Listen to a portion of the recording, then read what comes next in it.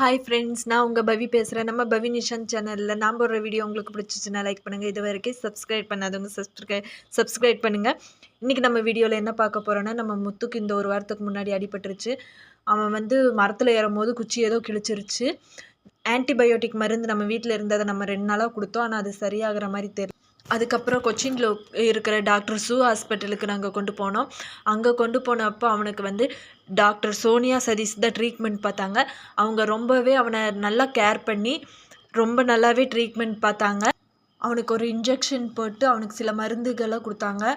நாங்கள் வீட்டுக்கு வந்ததுக்கப்புறம் அவங்க கொடுத்த மருந்தை நல்லா ஃபாலோ பண்ணோம். இப்போது அவனுங்கிட்ட நல்லாவே டிஃப்ரெண்ட் தெரியுது. ஒரு 4 நாள்லேயே நல்ல ஒரு டிஃப்ரெண்ட் தெரியுது. சீக்கிரம் அந்த காயம் ஆறிடுச்சு. இவனுக்கு நல்லபடியாக ட்ரீட்மெண்ட் டாக்டர் சோனியா சதீஷ் அவங்களுக்கு தான் ரொம்ப கடமைப்பட்டிருக்கோம். Thank you so much doctor.